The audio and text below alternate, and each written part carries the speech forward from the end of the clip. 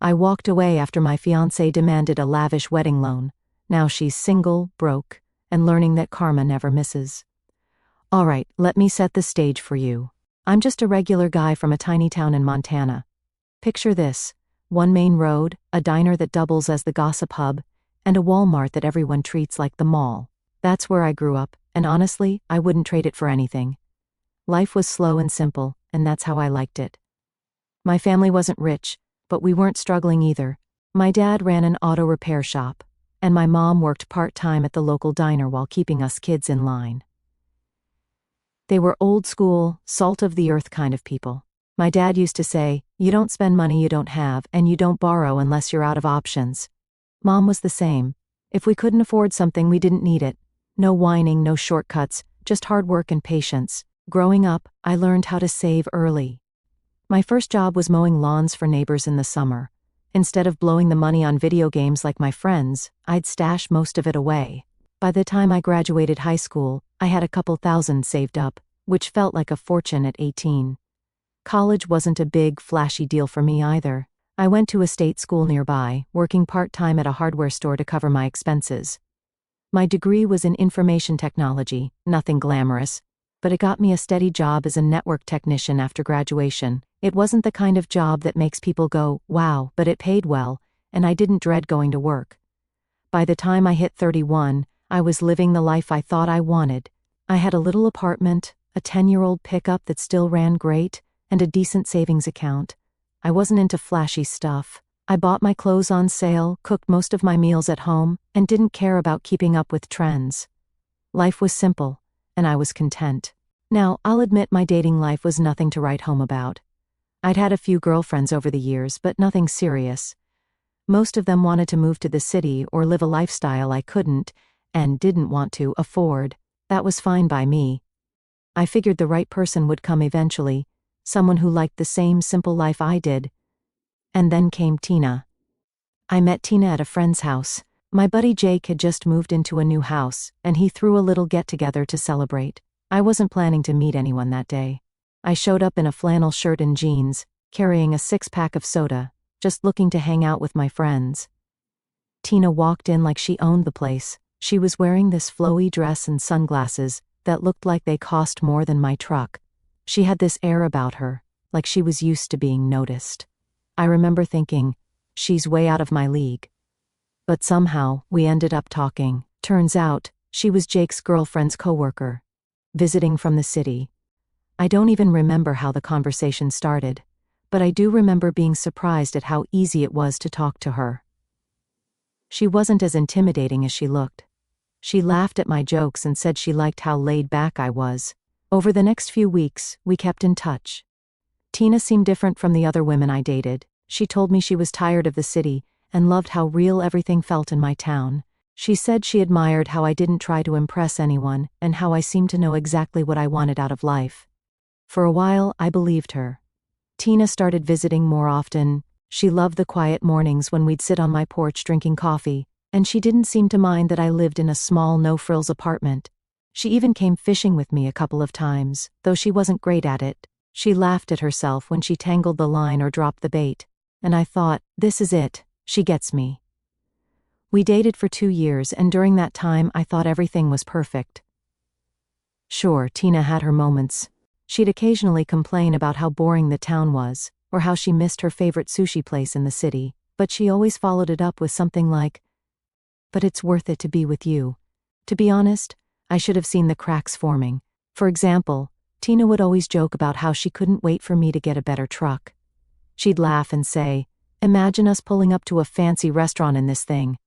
At the time, I thought it was just her sense of humor. Now I wonder if it was a hint of what was coming. Then there was the way she'd talk about her life before we met. She'd drop casual comments about the designer clothes her parents used to buy her or the fancy vacations she took as a kid. I didn't think much of it. I figured that was just her upbringing, and it didn't mean she was materialistic. But for every moment Tina spent being supportive and down to earth, there were little moments that made me pause, like when she insisted we go to the nicest restaurant in town for our 1-year anniversary, even though she knew I was saving for a down payment on a house, or when she rolled her eyes at the off-brand watch I bought her for her birthday. even though she said she loved it. Still, I ignored the red flags. I thought we balanced each other out, me being practical and her being more adventurous. I figured that's what relationships were about, meeting in the middle. So when I decided to propose, I wanted it to reflect us, or at least what I thought us was. I spent weeks searching for the perfect ring. Instead of going to some big box jewelry store, I went to a small jeweler in town who made custom pieces. I picked out a beautiful gold band with a small, vibrant sapphire in the center. It wasn't massive, but it was unique and meaningful. I thought it captured Tina perfectly, classy but understated.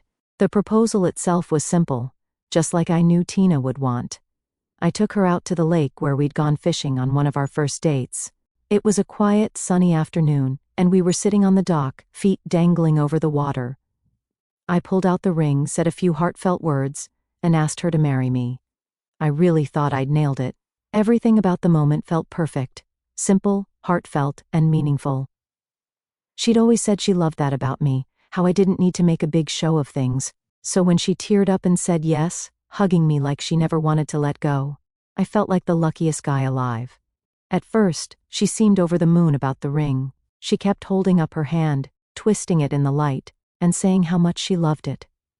"It's perfect," she said again and again. "No one else has anything like this. You really get me." The first week after the proposal was like living in a dream. Tina was telling all her friends about how thoughtful I was, and how much the ring meant to her. I'd catch her snapping pictures of it on her hand, sharing them with her best friends, and smiling like a kid who just got their favorite toy. She'd hug me out of nowhere and say things like, "You're amazing, you know that?" It made me feel like I'd done everything right. But then, slowly, little things started to make me wonder.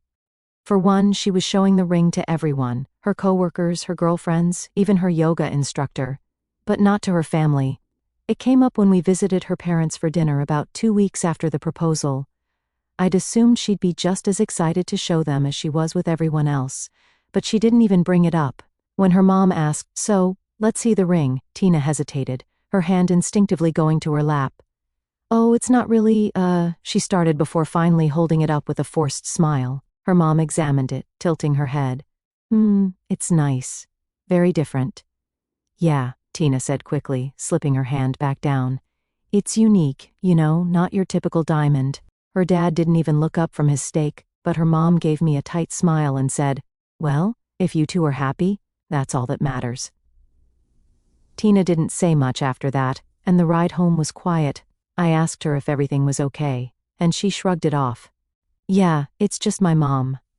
She's always weird about stuff like that." I didn't push it, but it nagged at me.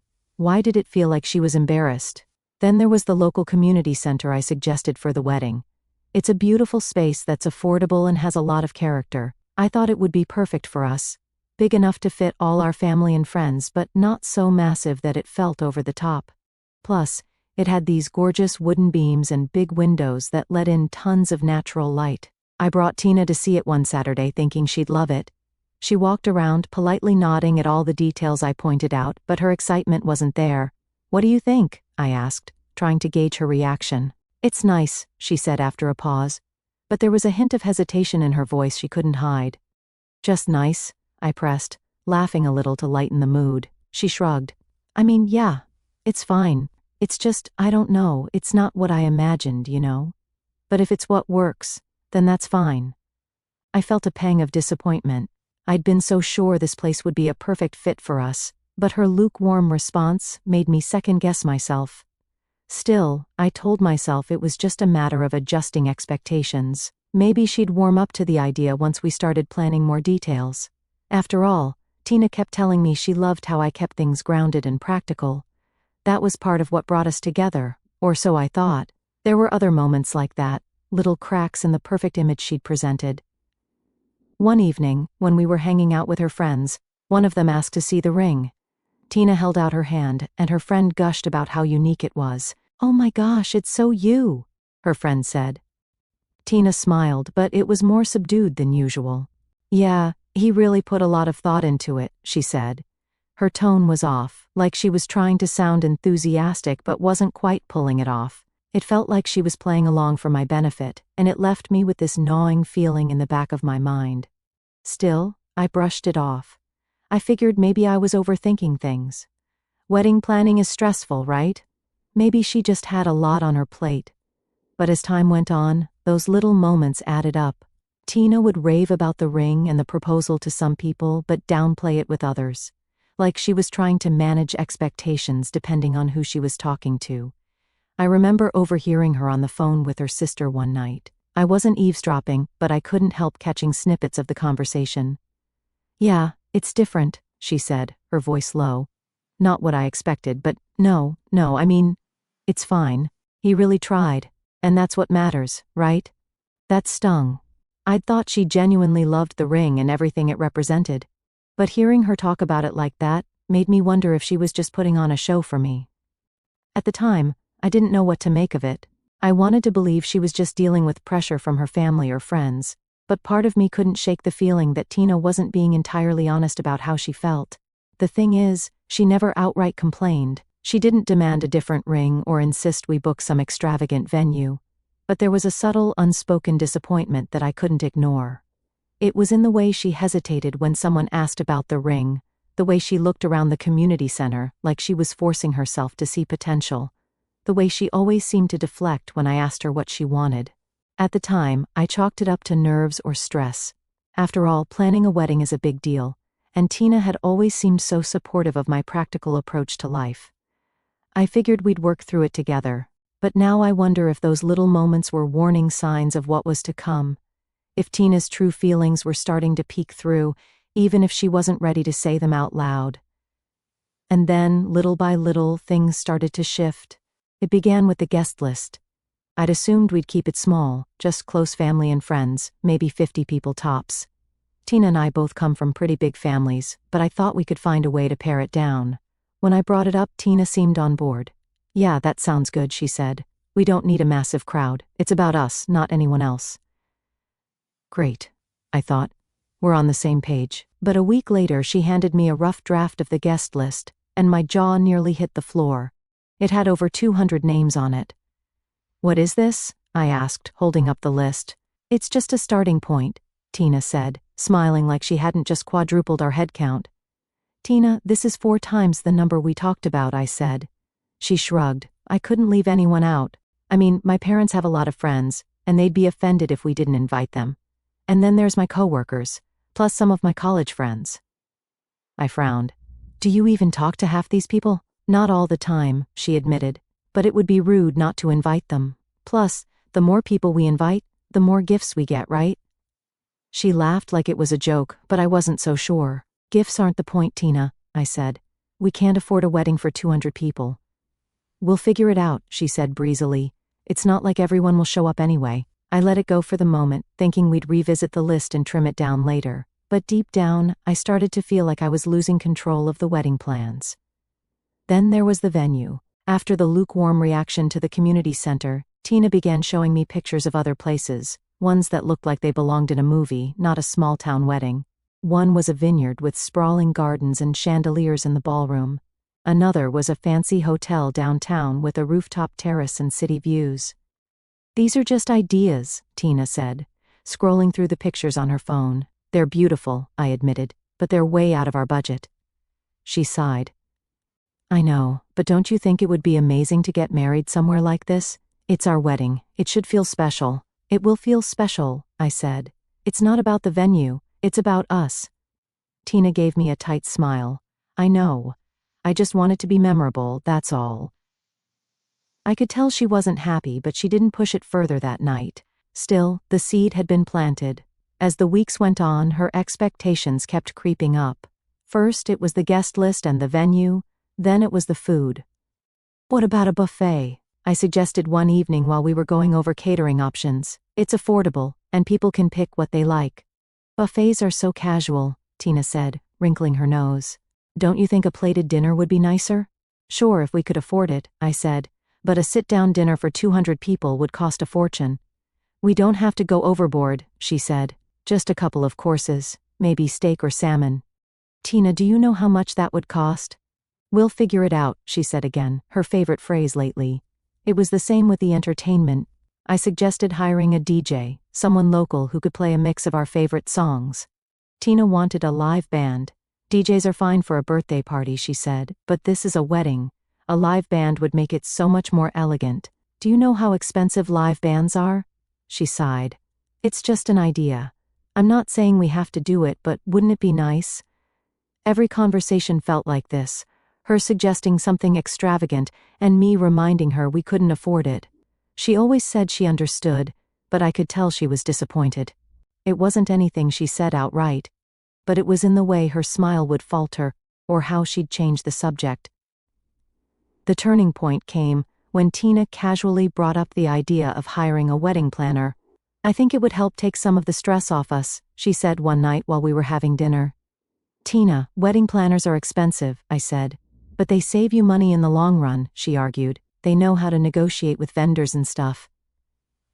I think we can handle it ourselves, I said. It's not like we're planning a royal wedding. Tina gave me a look I couldn't quite read. I just don't want to feel overwhelmed, she said quietly. I felt a twinge of guilt. Maybe I was being too rigid. Tina had a demanding job, and I knew she wanted the wedding to be special. Still, I couldn't shake the feeling that her idea of special was getting further and further from what we'd originally talked about. The final straw, at least for this chapter, came when I caught her scrolling through pictures of engagement rings on her phone. Looking for ideas for someone else? I teased, peeking over her shoulder.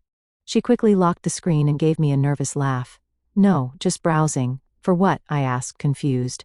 Nothing, she said quickly. I didn't press her, but it stuck with me.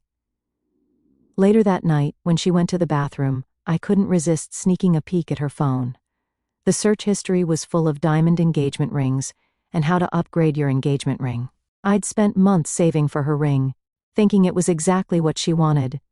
She'd told me how much she loved it, how thoughtful and unique it was, and now she was secretly looking for something bigger and flashier. I didn't say anything right away. I wanted to give her the benefit of the doubt, but it was hard to ignore the sinking feeling in my stomach. This was the moment I started to realize that the Tina I thought I knew, the one who loved my small-town values and didn't care about material things, might not have been entirely real. As time went on, Tina's true colors became harder and harder to ignore. Starting with the bridal party, at first, Tina told me she wanted her bridesmaids to pick their own dresses within a certain color scheme. I thought that was thoughtful and practical. She had always said she didn't want to burden her friends financially, but apparently that plan didn't last long. One night, she came home with a handful of bridal magazines and a Pinterest board full of ideas. Look at these, she said excitedly, shoving the magazines in my face. I flipped through the pages, noticing the designer labels on every dress. These are nice, I said hesitantly, but they look expensive. Well, yeah, Tina said, as if it were obvious. They're Vera Wang. You can't go wrong with a classic designer dress. For you or the bridesmaids? I asked, already sensing where this was headed. For the bridesmaids, she said casually, like it was no big deal. Tina, those dresses are going to cost hundreds of dollars each, I said. Are you sure your friends can afford that? She shrugged. They'll figure it out.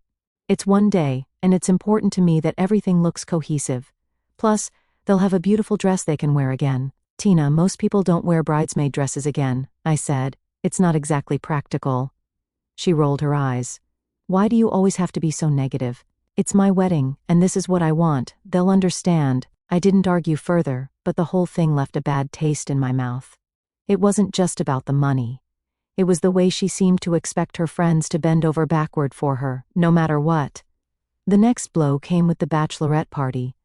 I thought she'd do something simple, like a night out with her friends or a weekend at a cabin. But Tina had other ideas. We're going to Miami, she announced one evening, grinning from ear to ear. Miami? I repeated, stunned. Yeah, a long weekend on the beach with my girls. It'll be so much fun. That sounds expensive, I said carefully. Well, yeah, she said with a laugh. But it's a once-in-a-lifetime thing. They'll understand. Did you talk to your friends about it? Not yet, she admitted, but I already booked the villa. They'll figure it out. Tina, what if some of them can't afford it? Then they're not real friends, she said flatly. If they cared about me, they'd make it work. I couldn't believe what I was hearing. This wasn't the Tina I thought I knew. The one who said she loved my simple, practical approach to life. It was like she'd transformed into a completely different person, someone who cared more about appearances and extravagance than the people around her. But the worst was yet to come. One evening, Tina sat me down and told me she'd been talking to her parents about the wedding budget. I braced myself, knowing this conversation wasn't going to go well. "So," she began, "my parents think we should really consider taking out a loan to make sure we have the wedding we deserve." I blinked, trying to process what she just said. "A loan? For the wedding?" "Yeah," she said, like it was the most reasonable thing in the world. "It's not like we can't pay it off later. It's just to make sure everything is perfect." "Tina, we've talked about this," I said. "I don't want to start our marriage in debt." "It's not that big of a deal," she said, waving me off. "Everyone does it." "No, they don't," I said firmly. "And even if they did, I'm not doing it. I've worked hard to stay out of debt, and I'm not about to ruin that for one day." Tina's expression hardened. "You're being so selfish," she snapped. "This is supposed to be the happiest day of our lives, and you're acting like it's a chore."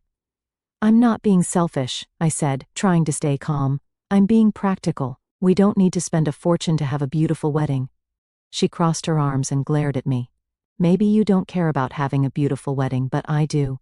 And if you loved me, you'd understand that." That hit me like a ton of bricks.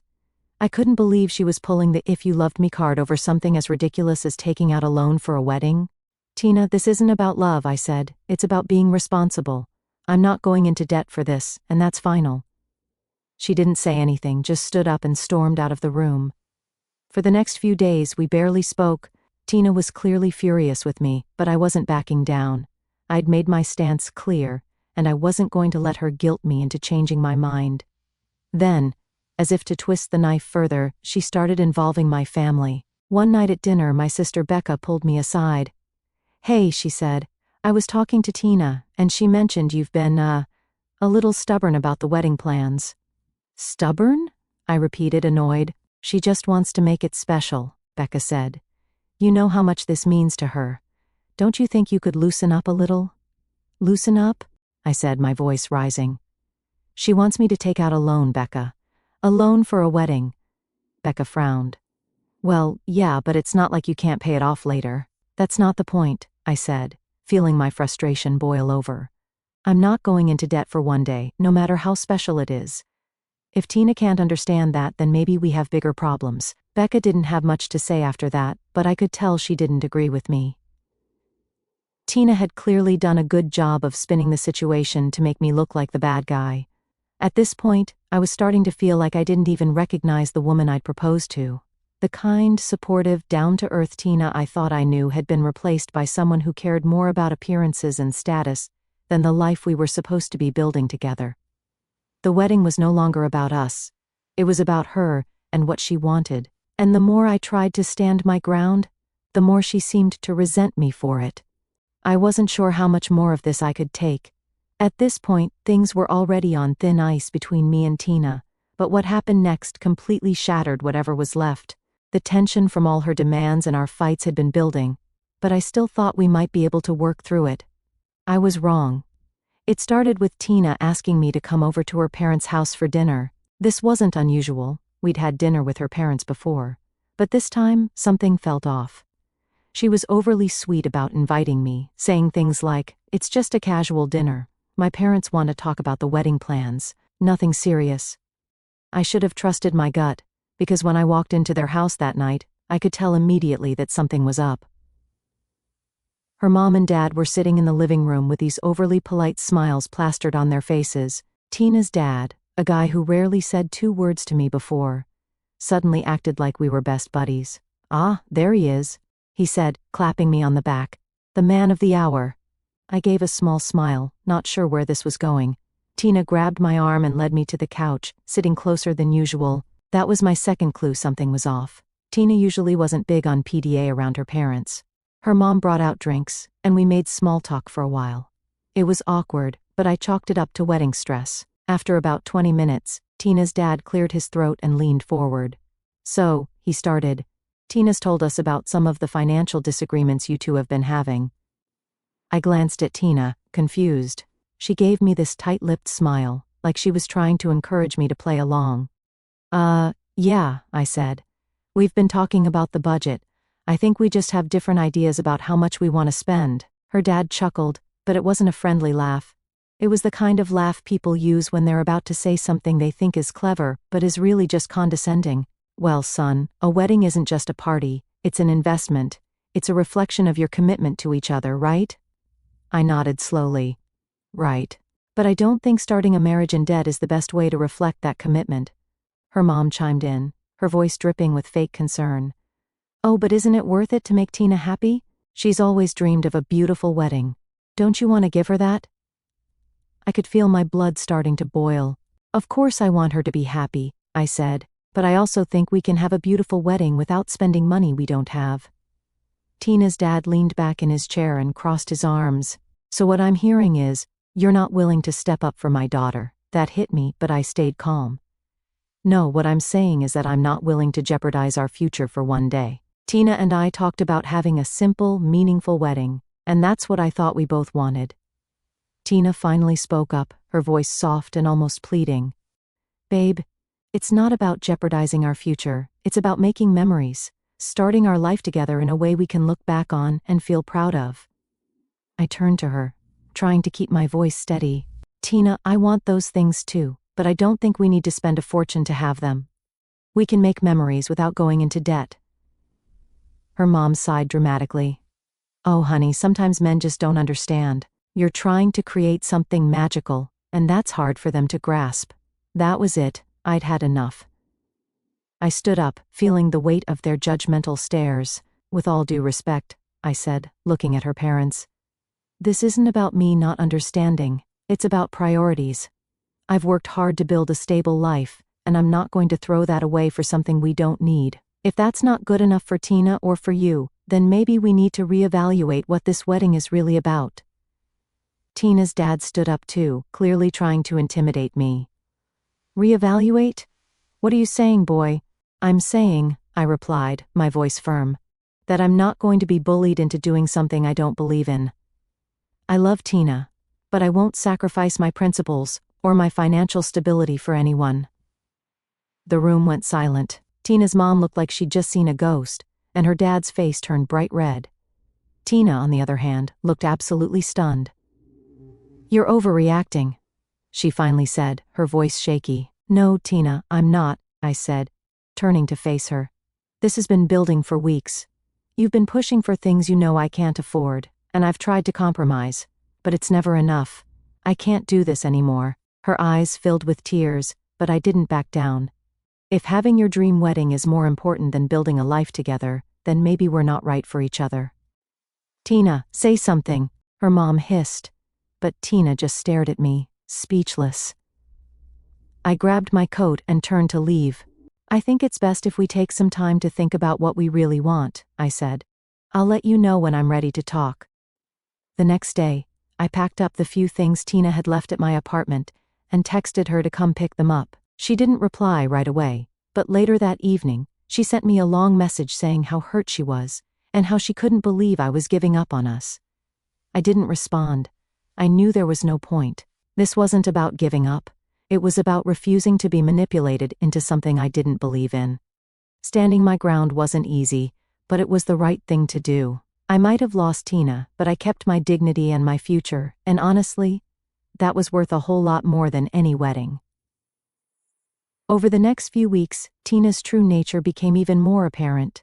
Through mutual friends, I learned she was telling people I was cheap and selfish for not agreeing to her wedding plans. Some of her friends reached out to me, asking if it was true that I refused to pay for basic wedding expenses. I set the record straight with anyone who asked, but I didn't go out of my way to defend myself. People who really knew me wouldn't believe her nonsense anyway. What really blew my mind, though, was when I found out Tina was already dating someone new. A guy named Eric who apparently worked as a lawyer and had a reputation for throwing money around. According to one of my buddies, Tina had been bragging about how Eric was willing to give her the life she deserved. And then karma came knocking. About 2 months after our breakup, I ran into one of Tina's bridesmaids, her best friend Lily, at the grocery store. Lily and I had always gotten along, so I wasn't surprised when she stopped to chat. What did surprise me, though, was how quickly she brought up Tina. Have you heard about her and Eric? Lily asked, a knowing smirk on her face. No, I said cautiously. What about them? Lily grinned.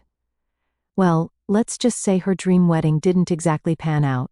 Apparently, Tina had been pushing Eric just as hard, if not harder, than she'd pushed me. She talked him into booking a massive venue, hiring a high-end wedding planner, and even buying her a new engagement ring, a diamond, of course. But when she started demanding an even bigger budget and throwing fits over minor details, Eric had had enough. He called off the wedding, Lily said, clearly trying not to laugh. And get this. He didn't just end the engagement, he dumped her entirely. I couldn't help but feel a little vindicated. I'd tried to tell Tina that her priorities were out of whack, but she wouldn't listen. Now she was facing the consequences of her actions. Lily leaned in closer, like she was sharing a juicy secret. She's been telling everyone he was a jerk and that he led her on, but between you and me, she did this to herself. I thanked Lily for the update, and went on with my shopping, feeling lighter than I had in weeks. Over the next few months, I threw myself into improving my life. I eventually bought a cozy little cabin just outside of town. It was exactly the kind of place I'd always dreamed of. Quiet, peaceful, and mine. Every now and then, I'd hear snippets about Tina through mutual friends. Apparently, she was struggling to find someone willing to meet her sky-high expectations. She'd gone on a few dates, but nothing ever lasted. One of my buddies joked that she'd probably end up marrying her credit card if it had a high enough limit. Looking back, I'm grateful for everything that happened. It wasn't easy, and there were moments when I felt like giving in just to keep the peace. But standing my ground taught me an important lesson. Love isn't about bending over backward to meet someone else's unrealistic demands. It's about mutual respect, compromise, and building a life together. Tina may have thought she could bully and guilt me into giving her what she wanted, but in the end, she only showed me who she really was. And honestly, I'm thankful for that. Sometimes, you have to go through the tough stuff to find out what really matters. For me, that meant walking away from Tina and choosing to put my own happiness and values first. And while it hurt at the time, it's a decision I'll never regret. Karma has a funny way of working things out, and seeing Tina's life unravel while mine got better was all the closure I needed.